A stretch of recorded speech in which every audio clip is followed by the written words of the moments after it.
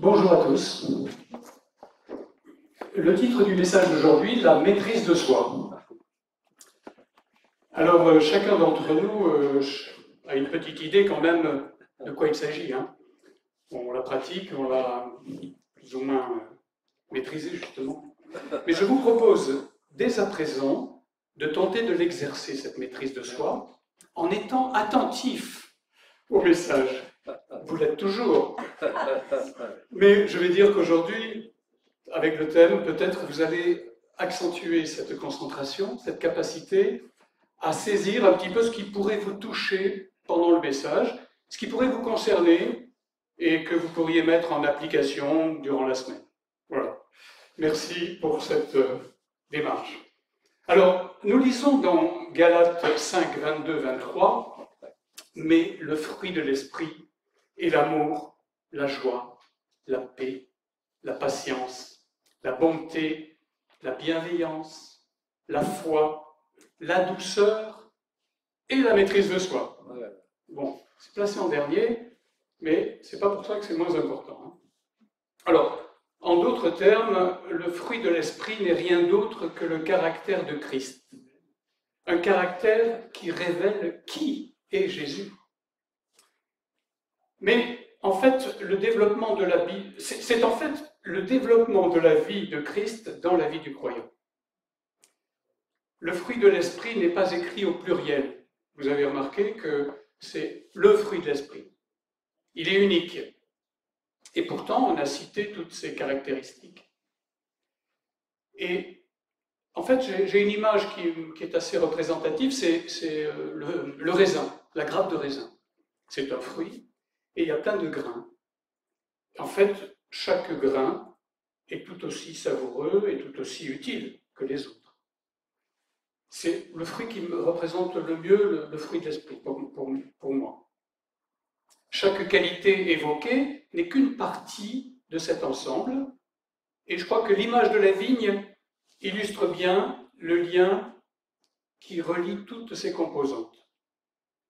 C'est souvent repris, vous connaissez l'image de la vigne, et je crois qu'on va retrouver tout au long de cette description.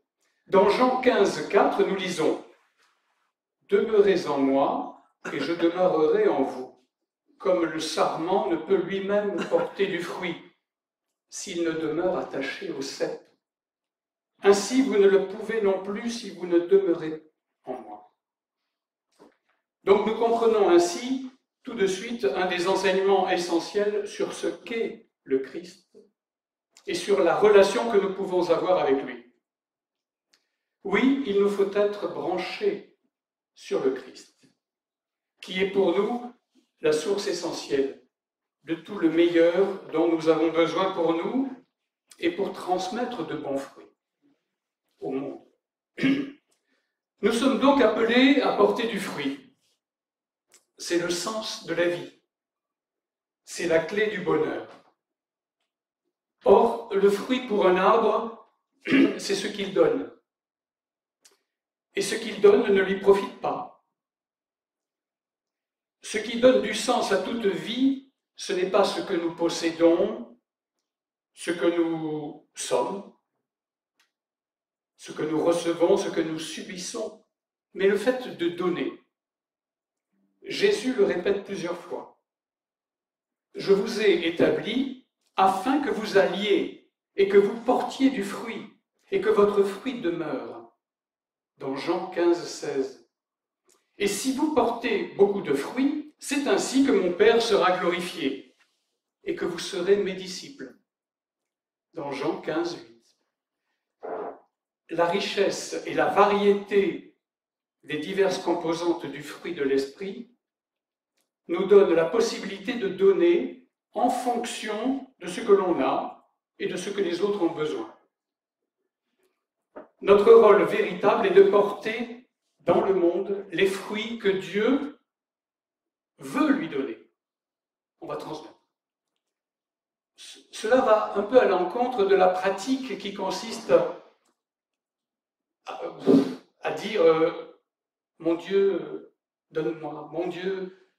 On a parfois cette tendance à demander beaucoup et à un Dieu qui serait un bon Dieu tout-puissant, en le priant qu'il règle lui-même les problèmes du monde. Alors, pour reprendre l'image de la vigne, nous pouvons dire que Dieu est le vigneron, qui a le plan, le projet, un projet créateur. Et Jésus-Christ est celui qui permet de réaliser ce plan. Il est le pied de vigne, le cep, transmettant la sève spirituelle et vitale aux hommes. Nous ne serons pas parfaits par nous-mêmes, mais en restant liés au Christ. Nous pourrons néanmoins donner au monde des fruits de vie. On va garder cette image de la vigne.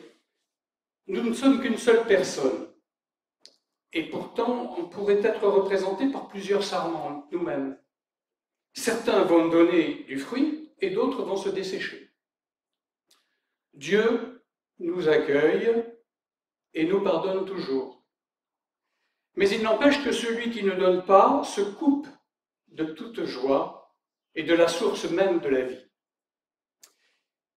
Il n'est même pas question de jugement sur la quantité des fruits à donner, mais comme s'il fallait suffisamment de bonnes œuvres, mais du simple fait de savoir donner ou non.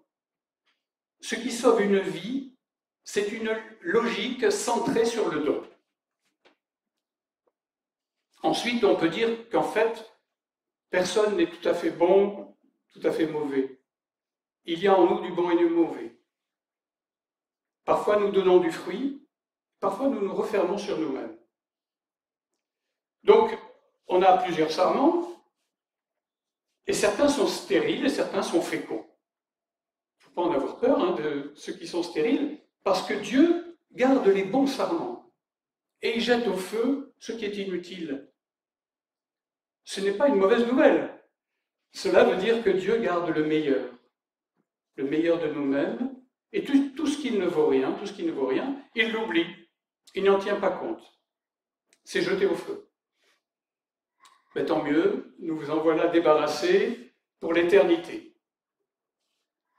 Il n'y a donc aucune menace ou aucune culpabilité là-dedans. Au contraire, c'est plutôt le message d'une libération. Dieu ne conserve pas pour l'éternité tout ce qui en nous ne vaut rien, ou n'est pas de l'ordre de l'amour ou du don. Notre vie éternelle n'est faite que du meilleur qu'il conserve. Il conserve le meilleur. En fait, c'est une invitation à laisser Dieu agir en nous pour améliorer notre vie. Avec l'aide de Dieu, nous pouvons apprendre à ôter tous ces rameaux stériles qui n'apportent rien à personne. Tout ce qui encombre notre vie et qui ne donne pas de fruits. Il va falloir apprendre à s'en débarrasser, s'en purifier, parce qu'ils ne font qu'empoisonner notre existence. Donc on va laisser la place aux bons rameaux, ceux qui produisent de la vie, de la joie. Il est dit d'ailleurs que c'est la parole qui émonde. La parole elle-même, cette parole de l'Évangile que nous lisons, que nous méditons, a le pouvoir de remettre les choses à leur juste place, et elle nous aide à discerner ce qui vaut quelque chose de ce qui ne vaut rien. Pour tourner notre regard, notre énergie vers le don de soi, comme l'Évangile nous y incite sans cesse.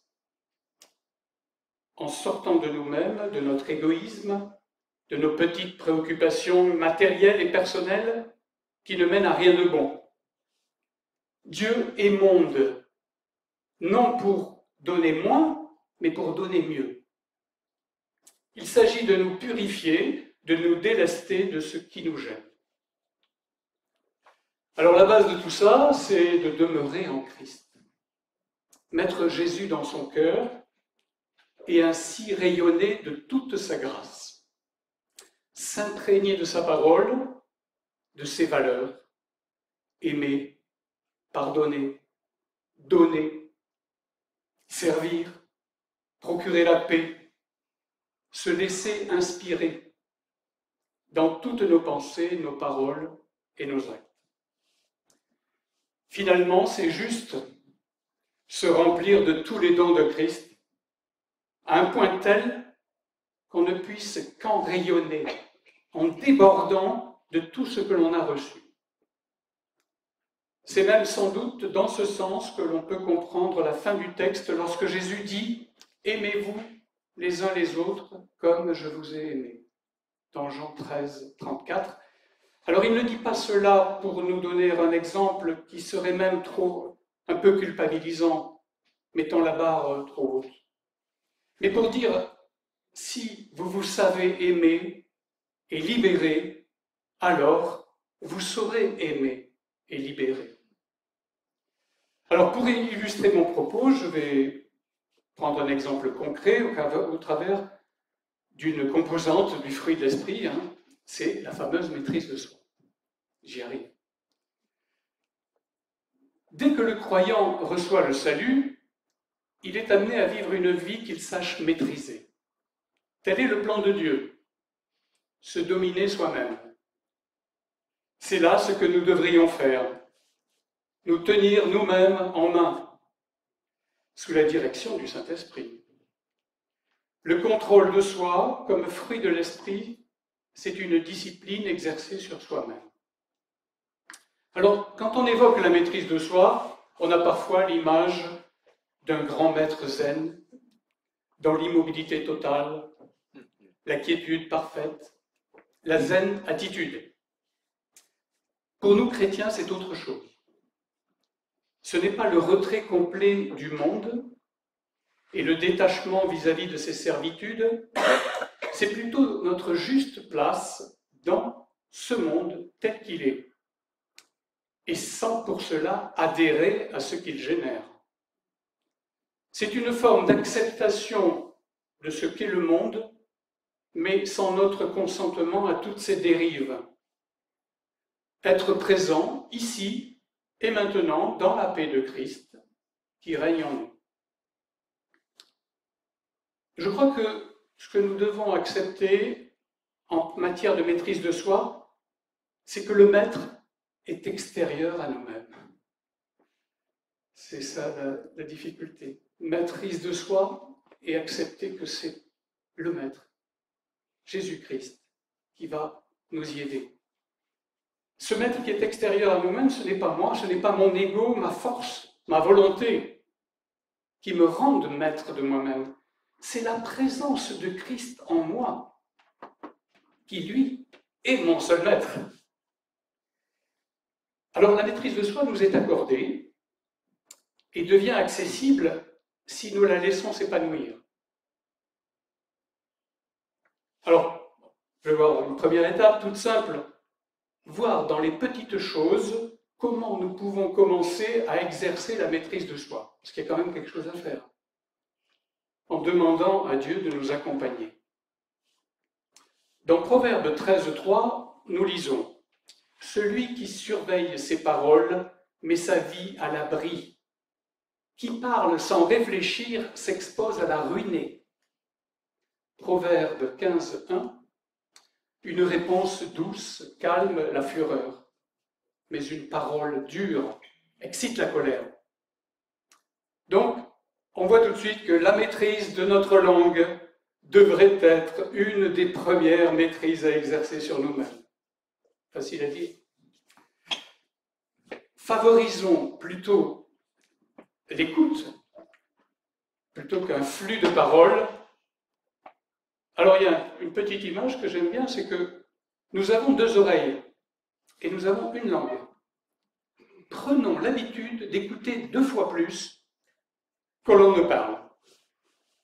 Parler pour ne rien dire, d'édifiant, n'a pas beaucoup d'intérêt.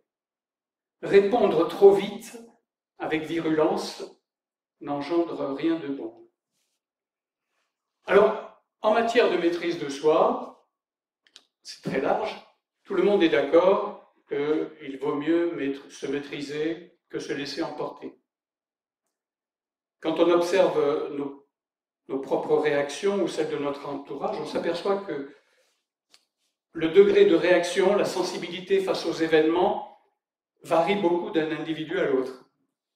Il y a les soupolés, il y a les colériques, il y a les apparemment indifférents, les tempérés. On peut facilement se reconnaître dans une catégorie à un degré plus ou moins élevé de notre réactivité. Pour ma part, j'ai tendance à croire que je suis d'apparence assez calme. Et un peu comme l'eau qui dort, en sachant bien que si certaines limites sont franchies, alors une fureur pourrait apparaître sans beaucoup de contrôle. Me connaissant ainsi, je pense avoir développé une forme d'autocontrôle au quotidien, mais jusqu'où?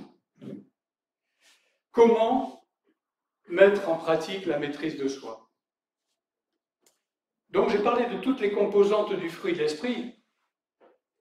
Elles sont en nous en fait. L'Esprit Saint nous les donne.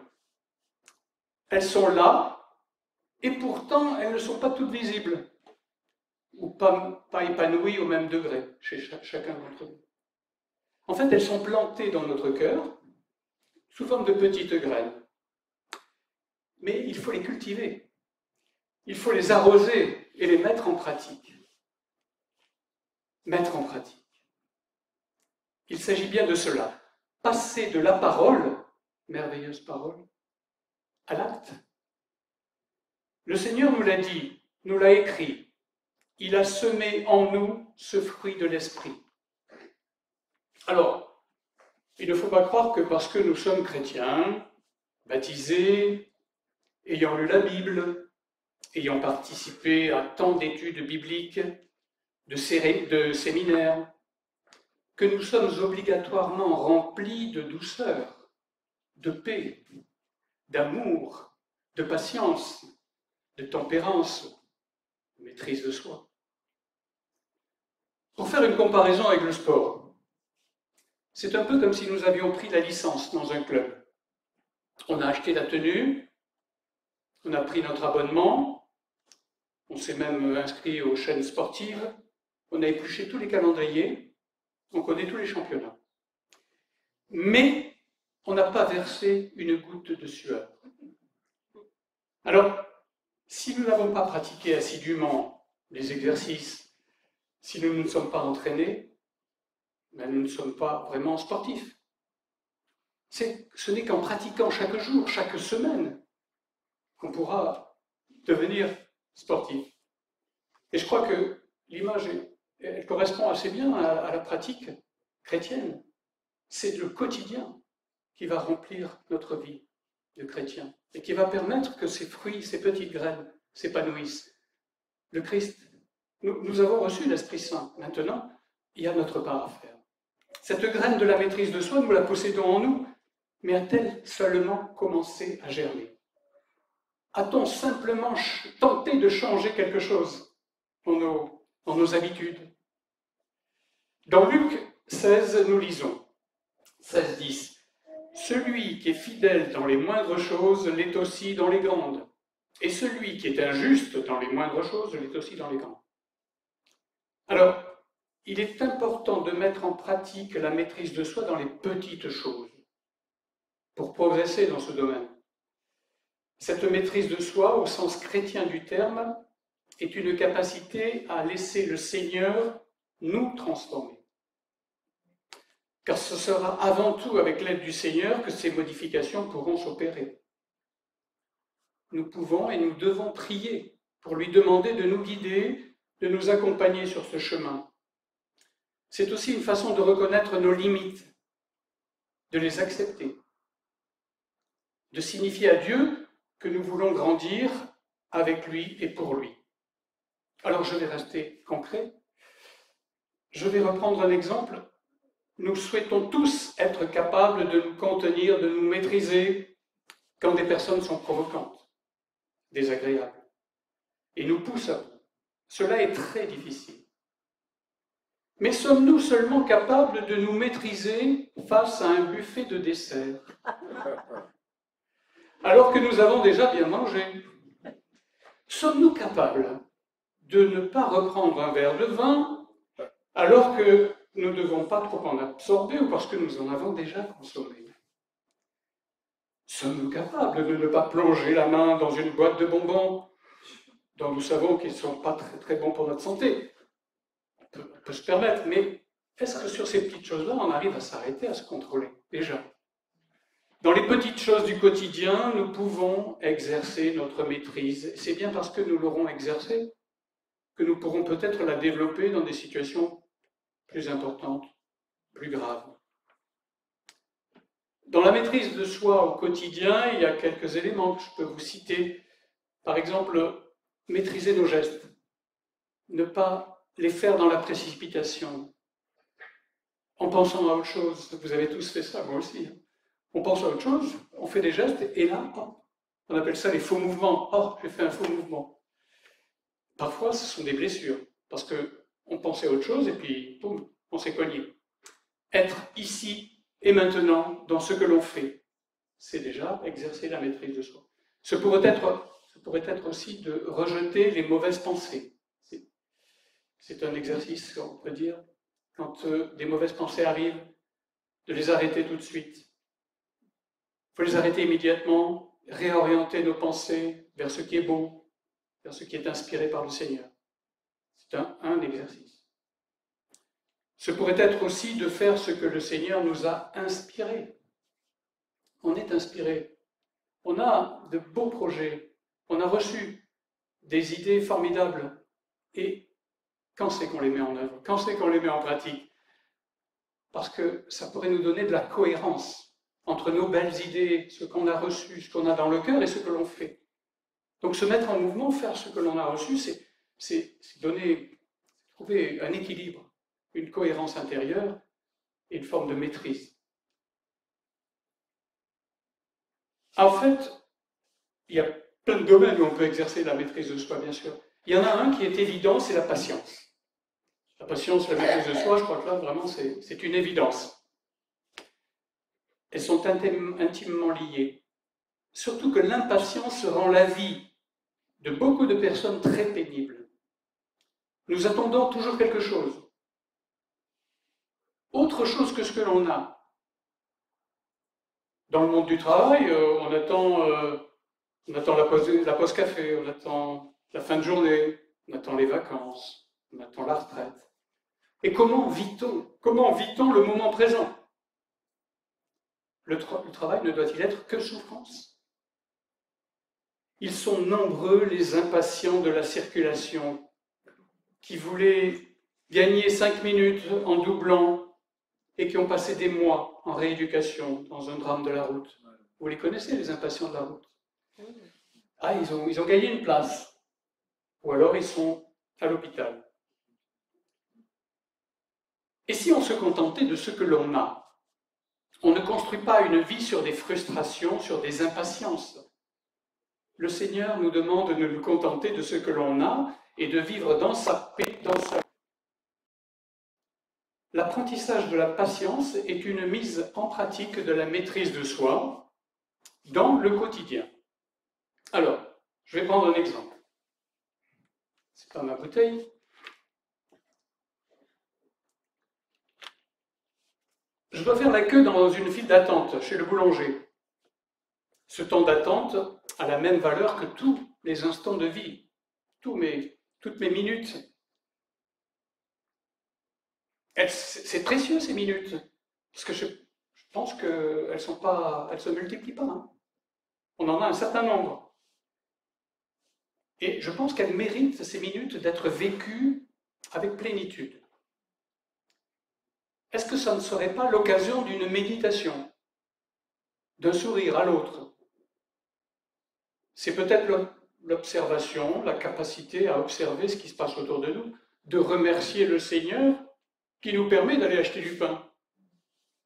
Alors, ne gâchons pas ces minutes, ces 5 minutes, en les regrettant. Elles font partie de la durée de notre vie. Et cette vie n'est pas extensible, en tout cas, tant que nous sommes ici sur terre. Alors, Seigneur, permets-moi d'apprécier pleinement ce temps de vie, cette bénédiction de pouvoir obtenir le pain qui me nourrit. Ne perdons pas non plus notre rôle d'ambassadeur, de représentant de Dieu sur terre. Alors pourquoi se conformer au monde, un monde violent, vulgaire, impatient, jaloux? Oui, ils souffrent, les pressés, les stressés de la route. Ceux qui, dans la circulation, klaxonnent frénétiquement, s'insultent, se provoquent. Que pouvons-nous faire de mieux pour eux que de répondre par des gestes apaisants? Alors la circulation automobile, c'est vraiment le moment où se révèlent toutes les impatiences, toutes les agitations, les violences.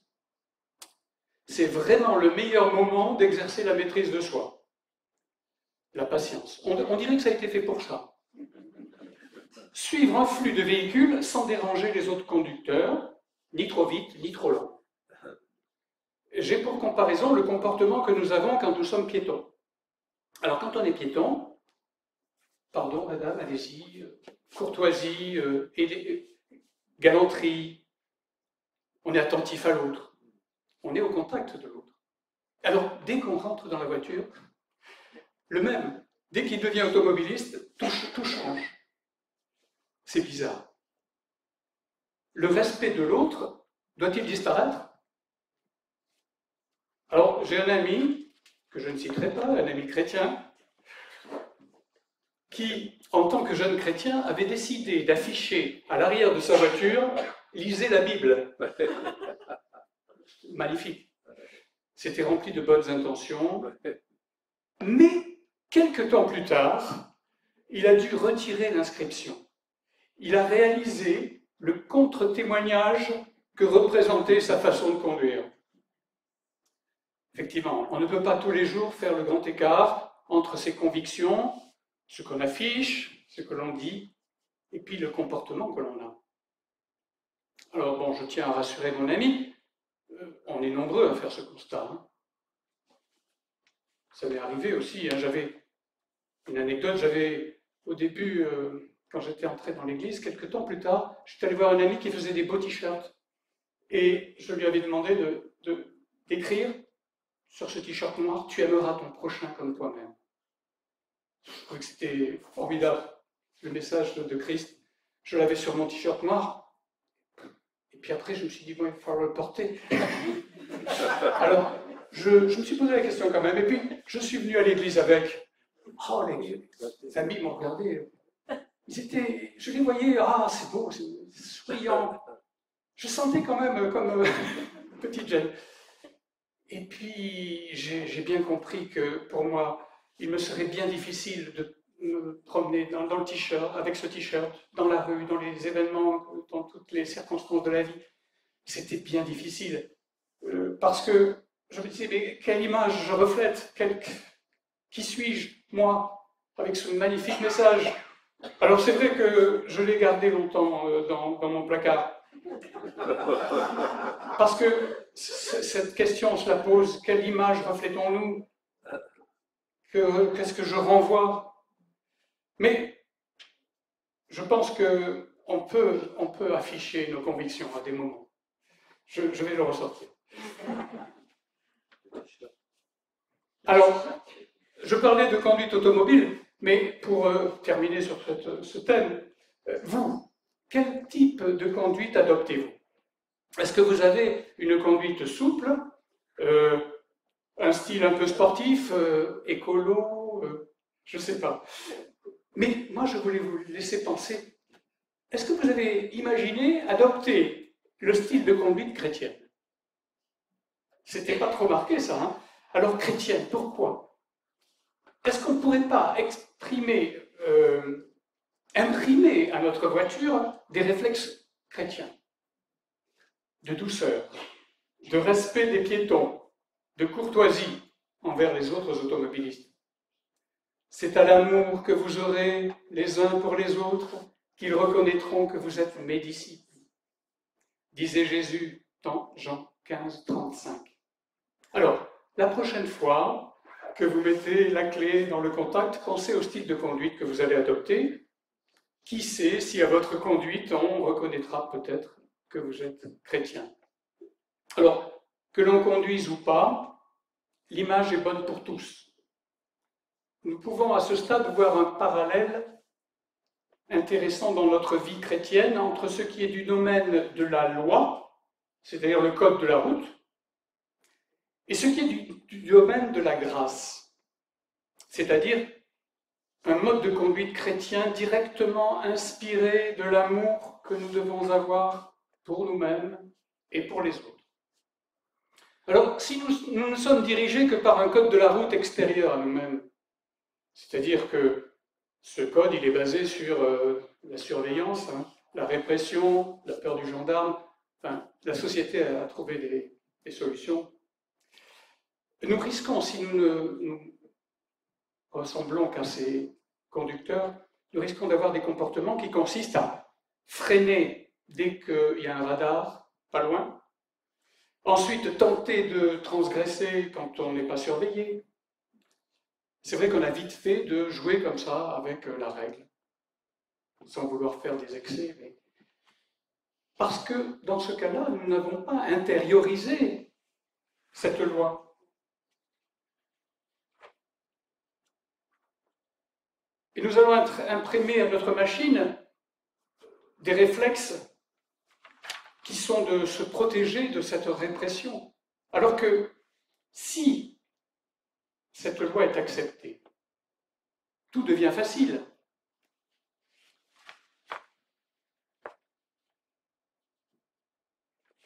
C'est vrai que l'observation réfléchie, constante des prescriptions du code de la route nous impose une occasion salutaire de domination sur soi.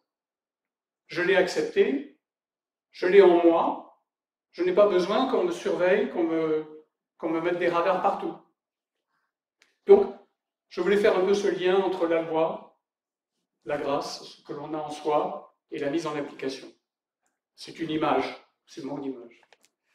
Exercer la maîtrise de soi dans la vie courante, c'est laisser notre être spirituel conduire notre vie. Laissons l'Esprit Saint prendre le volant de notre vie. Et nous verrons grandir la maîtrise de nous-mêmes.